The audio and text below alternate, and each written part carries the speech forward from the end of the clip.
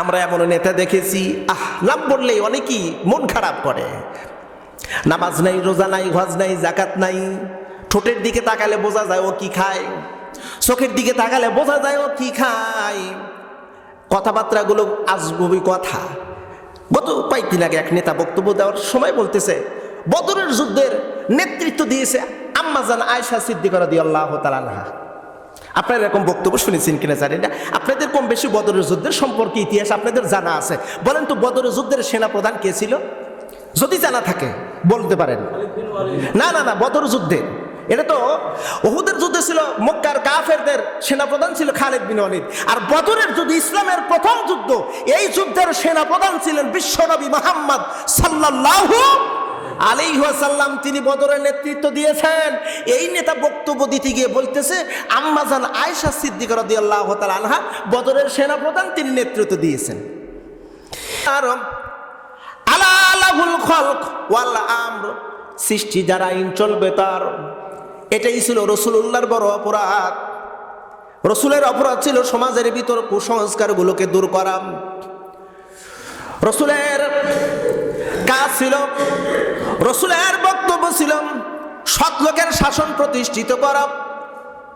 রাসূলুল্লাহর কাজ ছিল, রাসূলুল্লাহর সংগ্রাম ছিল সমাজের ভিতর অন্যায় পাপাচার দূর করা, সৎ লোকের শাসন প্রতিষ্ঠিত করা, ন্যায় ইনসাফ বিচার ভিত্তিক সমাজ তৈরি করা। এটাই ছিল রাসূলুল্লাহর দাবি। রাসূলুল্লাহর দাবি এটাই ছিল, অন্যায় অপকর্ম দূর হয়ে যাবে, ন্যায় ইনসাফ প্রতিষ্ঠিত হবে। একজন জালিম, একজন দোষী, একজন অপরাধী, সেও ইনসাফ পাবে, এটি রাসূলুল্লাহর দাবি ছিল। রাসূলকে প্রস্তাব দেওয়া হয়েছিল না? প্রস্তাব দেওয়া হয়েছিল, তোমরা হে মুহাম্মদ বিন আব্দুল্লাহ, তুমি তোমার সাথী সঙ্গ নিয়া 1 বছর আমাদের দেবদেবীর পূজা অর্চনা করো, পরের বছর আমাদের সাথী সঙ্গ নিয়ে তোমার আল্লাহর ইবাদত করব। রাসূলের কাছে এরকম প্রস্তাব দেওয়া হয়েছিল। রাসূল বলেছিলেন আমার কোনো বক্তব্য না, আমাকে তো, আমি হলাম মেসেঞ্জার, রাসূল হলেন মেসেঞ্জার। কারণ আমার কাছে যা আসতেছে এটা হুবহু ডেলিভারি করা, এটা হলো আমার দায়িত্ব। আমি এখানে কমতি করার কোনো সুযোগ নেই, কারণ কমতি করার কোনো অপশনই নাই। বাল্লিগ মা উনসিলা ইলাইকা মির রাব্বিক, আপনি পৌঁছান যা আমি প্রেরণ করেছি, যা আপনার কাছে নাজিল করেছি তা মানুষের দ্বারা হুবহু পৌঁছিয়ে দেন। ওয়া ইন লাম তাফআল, যদি আপনি একটু কমতি করেন, অর্থাৎ কিছু দাওয়াত দিলাম, নামাজ রোজা হজ যাকাত, মানে নরম নরম কথাগুলো মানুষের মাঝে প্রচার করলাম, বাকিগুলো প্রচার করলাম না, আল্লাহ কয় ফামা বাল্লাগতা রিসালাতাহু, ও নবী আপনার নবুয়তের দায়িত্ব হবে না। নবুয়তের দায়িত্ব যদি প্রচার করতে চান, পরিপূর্ণ করতে চান, আপনার রব যা নাজিল করবে হুবহু মানুষের দ্বারা প্রচার করতে হবে। এটাই ছিল আল্লাহর হুকুম। জোরে বলুন কার হুকুম? আর বিশ্বনবী বলেছেন বাল্লিগু আন্নি ওয়ালাউ আয়াত, আমার পক্ষ থেকে যদি একটা আয়াত হয় মানুষের দ্বারে পৌঁছিয়ে দাও, মানুষের দ্বারে প্রচার করো, একটা যদি হয় প্রচার করো। কিন্তু আমরা মানুষের কাছ থেকে বাহাবা, মানুষের কাছ থেকে সম্মান ইজ্জত নেওয়ার খাতিরে সামান্য কয়েকটা গুটি কয়েকটা মানুষের দ্বারে পৌঁছাই, বাকিগুলো পৌঁছাই না। এ ব্যাপারে আল্লাহ মারাত্মক কথা বলেছেন, ইন্নাল্লাযীনা ইয়াকতুমুনা মা আনসালাল্লাহু মিনাল কিতাব ওয়া ইয়াশতারুনা বিহি সামানান কলিলা। আল্লাহ কয় বান্দা, তুমি আমার আয়াত গোপন করলে, আর কিছু মানুষের কাছে প্রচার করলে, বাকিগুলো গোপন করলে, তুমি কি জানো কিয়ামতের ময়দানে তোমার জন্য কোনো সাহায্যকারীও থাকবে না, তোমাকে পবিত্র করা হবে না, তোমাকে জাহান্নামের আগুনের মধ্যে ফেলে দেওয়া হবে। সূরা বাকারা 176 নম্বর আয়াত। আল্লাহ পাক বললেন, মারাত্মক কথা বললেন, যারা ইলম গোপন করে, আল্লাহর বিধানগুলো গোপন করে রাখে। ইন্নাল্লাযীনা ইয়াকতুমুনা মা আনসালাল্লাহু মিনাল কিতাব, ইয়াকতুমুনা শব্দের অর্থ হলো আচ্ছাদিত করে রাখা, ঢেকে রাখা, গোপন করে রাখা, বন্ধ করে রাখা, প্রচার না করা। অপ্রিয় বন্ধুরা ভালো করে লক্ষ্য করুন, আল্লাহ পাক রব্বুল আলামিন বললেন আমার নবীর আনুগত্য করতে হবে। নবীর আনুগত্য হলো তার আদর্শ, আর তার আদর্শ বাস্তবায়ন যদি না করা যায় সেই ব্যক্তি কখনো মুমিন হতে পারবে না। ফাদা وربك لا يؤمنون حتى يحكموك فيما شجر بينهم ثم لا يجدوا في أنفسهم حرجا مما قضيت ويسلموا تسليما আল্লাহ পাক বলে, ও নবী, আপনার রবের কসম। আল্লাহ নিজে কসম করে বললেন, কারণ আরবের মানুষেরা কসম প্রিয় ছিল। কসম করে কোনো মানুষ মিথ্যা কথা বলতো না। আমরা তো কসম করে মিথ্যা কথাটা তো বলি, কিন্তু আরবের লোকেরা যদি কসম একবার খাইতো আর মিথ্যা বলতো না। আরবের মানুষ কসম প্রিয় ছিল। আল্লাহ পাক কসম করে বললেন, নবী গো, আপনার রবের কসম করে বলি, লা ইউমিনুন, ওই ব্যক্তি মুমিন না। ফালা ওয়া রাব্বিকা লা ইউমিনুন, মুমিন না, ঈমানদার না। হাত্তা, যতক্ষণ না পর্যন্ত ইউহাক্কিমুক, আপনাকে বিচারক না বানায়। অর্থাৎ এখানে রাসূলুল্লাহর বিচারক কিভাবে বানাবো? রাসূল তো এখানে আমাদের মাঝে উপস্থিত নেই। আল্লাহ কয়, না না, রাসূলুল্লাহর আদর্শ দিয়া বিচার বিভাগ যদি চালনা করা যায়। প্রশ্ন হলো, আল্লাহ রাসূলুল্লাহর আদর্শ দিয়ে বিচার কোন কোন জায়গায় আমরা করব? আল্লাহ পাক বলেন, ফিমা শাজারা বাইনাহুম, সাধারণত দুইজন মানুষের মন মালিন্যতা হয়েছে। ভালো করে কথাগুলো শুনবেন। দুইজন মানুষের মন মালিন্যতা হয়েছে, ঝগড়াঝাটি হয়েছে, স্বামী স্ত্রীর ভিতর মন মালিন্যতা হয়েছে, দুই লিডারের মধ্যে মন মালিন্যতা হয়েছে, দুই কর্মীর মধ্যে মন মালিন্যতা হয়েছে, দুই ভাইয়ের মধ্যে মন মালিন্যতা হয়েছে। অর্থাৎ এখানে বলা হয়েছে ফিমা শাজারা বাইনাহুম, দুইজন মানুষের মন মালিন্যতা, সেটা ঘরেও হতে পারে, বাইরেও হতে পারে, রাস্তায়ও হতে পারে। সেখান থেকে শুরু করতে হবে। রাসূলুল্লাহর আদর্শ দিয়ে ওই দুইজন মানুষের মনোমালিন্যতার সমাধান করতে হবে। রাসূলুল্লাহর আদর্শ দিয়ে সমাজ, দেশ, সর্বস্তরে আপনার দায়িত্ব হবে, সর্বস্তরে বিশ্বনবীর আদর্শ বাস্তবায়ন করতে হবে।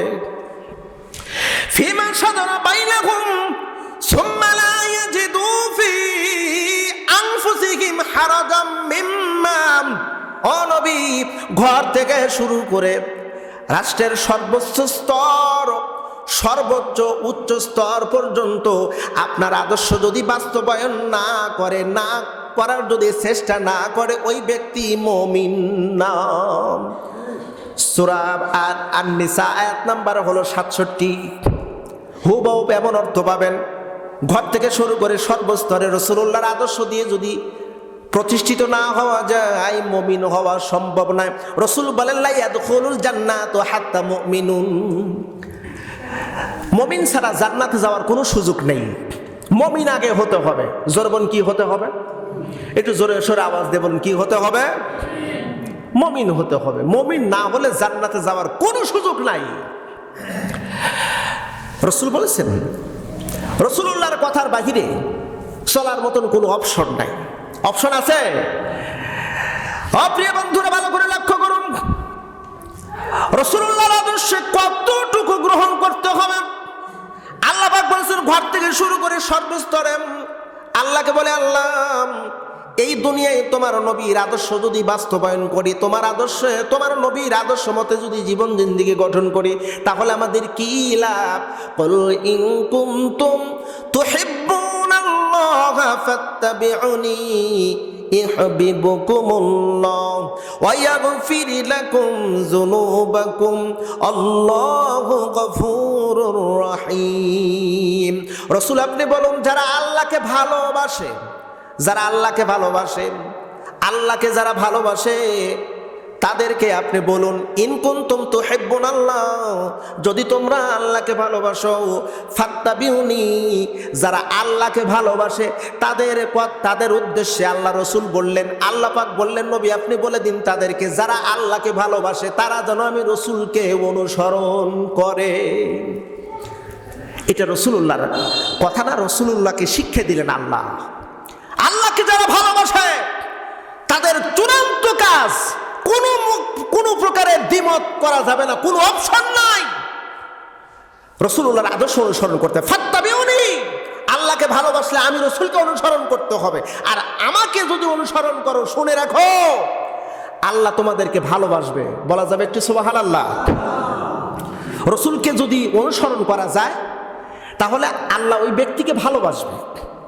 এখানে ফাত্তাবিউন বলা হয়েছে, তাবাউন। তাবাউন শব্দের তোলে দেখে দেখে অনুসরণ করা। কিরকম দেখে?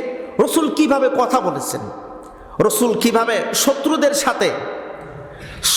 সাথে কেমন ব্যবহার করেছেন, রসুল যুদ্ধের ময়দানে কেমন আচরণ করেছেন, রসুল রাষ্ট্রপ্রধান হয়ে কিভাবে রাষ্ট্র পরিচালনা করেছেন, রসুল আমার স্ত্রীদের সাথে কেমন আচরণ করেছেন, সাহাবায়ে কেরাম তার অধীনস্থ কর্মচারীদের সাথে কেমন আচরণ করেছেন। ফাত্তাবিউনি, আমাকে অনুসরণ করো, অনুসরণ করলে আল্লাহ তোমাদের ভালোবাসবে। আল্লাহ ভালোবেসেই ক্ষান্ত নন, তোমাদের জিন্দিগির সমস্ত গুনাহ আল্লাহ মাফ করে দিবে। অপ্রিয় বন্ধু, আমরা ভালো করেই জানি কিয়ামতের ময়দানে আল্লাহ পাক রব্বুল আলামিন হাসরের ময়দান প্রতিষ্ঠিত করবেন। লম্বা একটা সময় হবে, হাদিস শরীফের মধ্যে আসছে 50,000 বছরের চাইতে লম্বা একটা সময় হবে। মানুষ অতিষ্ঠ হয়ে যাবে। ওই উপরে যে আমরা সূর্য দেখি, এই সূর্যের উল্টো পিঠ দিয়ে, একটা মুখের উল্টো পিঠ দিয়ে তাপ দেওয়া হচ্ছে। বর্ণনায় ভিন্ন ভিন্ন মত, কেউ বলে 7টা, কেউ বলে 11টা সূর্যের মুখ। মানুষের এক হাত উপরে সূর্য লাগাই দেওয়া হবে। প্রায় 16 কোটি মাইল দূর থেকে সূর্যের তাপ এই জমিনে আসে। আমরা নিজেদের রৌদ্রিতে আমরা দাঁড়ায় থাকতে পারি না, সহ্য করতে পারি না। 42-43 ডিগ্রি সেলসিয়াস তাপমাত্রা হলে আমরা ছায়া আর এসি এয়ার কন্ডিশন রুমের ভিতরে আশ্রয় নেই। এক হাত উপরে সূর্য যখন থাকবে, মাথার মগজ গলে নাক আর মুখ দিয়ে বের হবে। রসুল বলেন এমন একটা অবস্থা হবে হাসরের ময়দানে প্রত্যেক ব্যক্তির ঘাম এমন পরিমাণ বের হবে, কারোর ঘামে তার আঁটু পানি হয়ে যাবে, গলা পানি হবে, কেউ সাঁতরাইতে থাকবে। কঠিন একটা অবস্থা। এই অবস্থায় কেউ সুপারিশ করার সুযোগ পাবে না। সমস্ত নবী রাসূলগণ সবাই জবাব দিবে, আমরা সুপারিশ করতে পারবো না। এক পর্যায়ে বিশ্ব নবীজির কাছে চলে আসবে, হাসরবাসীরা আসবে। আল্লাহর নবীজি মাকামে মাহমুদ নামক জায়গায় অবস্থান করবেন। হাসরবাসীরা এসে রাসূলুল্লাহর কাছে বলবেন, আমার নবীজি সেজদা দিবেন। সেজদা দিয়ে আল্লাহকে ডাকতে থাকবে। সেজদায় কতদিন, কত মাস, কত বছর যাবে তার কোনো হিসাব নাই।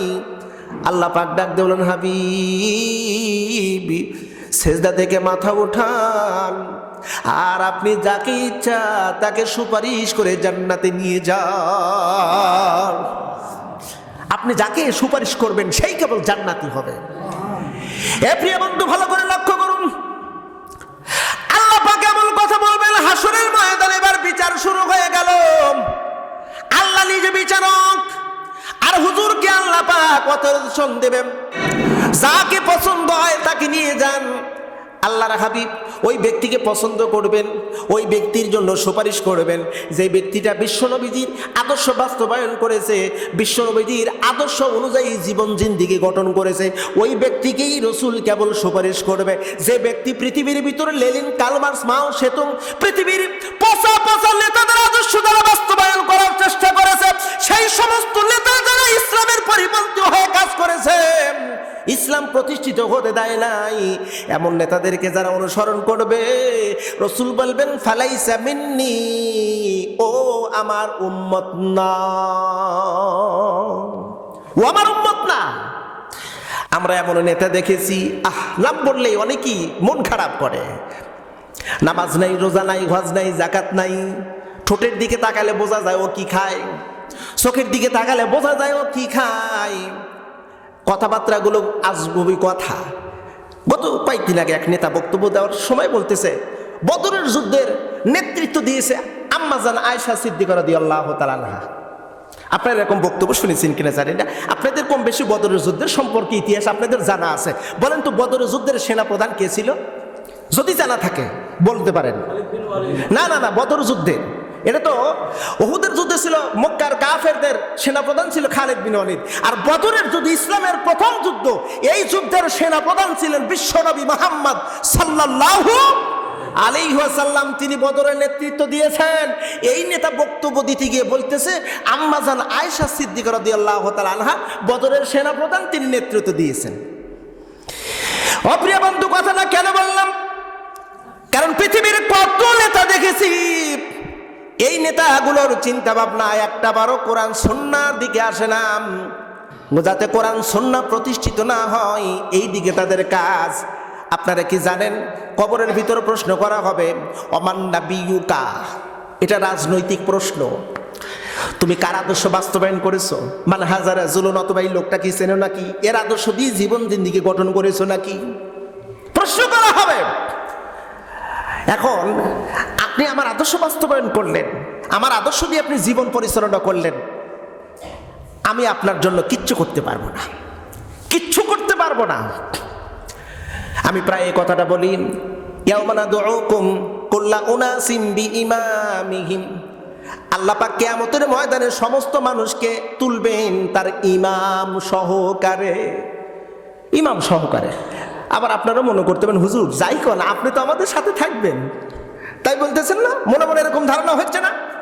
আমরা জানি ইমাম মানে হলো শুধু মসজিদে যিনি নামাজ পড়ায়, খুতবা দেয়, এইটাই বুঝি ইমাম। না না, ইমাম শব্দটি হলো আরবি, বাংলা অর্থ হলো নেতা, বাংলা শব্দ হলো নেতা, ইংরেজিতে বলা হয় লিডার।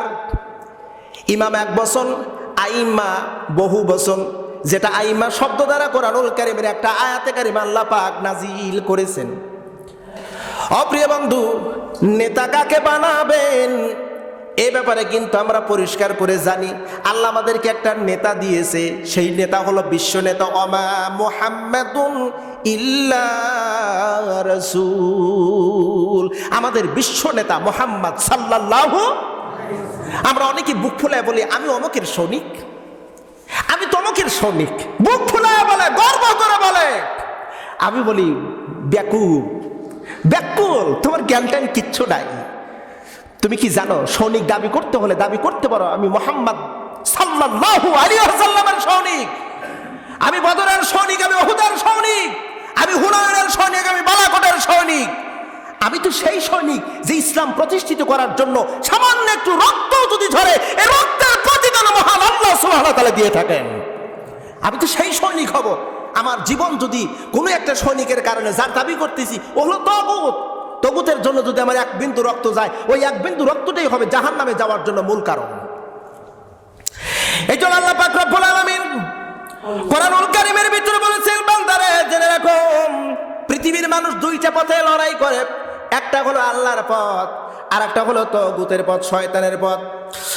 আল্লাযীনা আমানু ইউকাতিলুনা ফি সাবিলিল্লাহি ওয়াল্লাযীনা কাফারু ইউকাতিলুনা ফি সাবিলিত তাগুত। সমস্ত দুনিয়ার মানুষ দুই পথে লড়াই করে, একটা হলো হকের পথ, আর একটা হলো বেহকের পথ, একটা হলো আল্লাহর পথ, একটা হলো শয়তানের পথ। অনেকে মনে করতে পারেন, হুজুর ও তো বড় আল্লাহওয়ালা বুজুর্গ। প্রিয় বন্ধু, আল্লাহওয়ালা বুজুর্গ দেখলেই হবে না, বুজুর্গের মধ্যেও শয়তানি থাকে, বুজুর্গের মধ্যেও শয়তানি থাকে। এটা আমার কথা না, এটা আমার আল্লাহ পাক সুবহানাহু ওয়া তাআলার কথা। নেতা কাকে বানাবো ভালো করে খেয়াল করুন।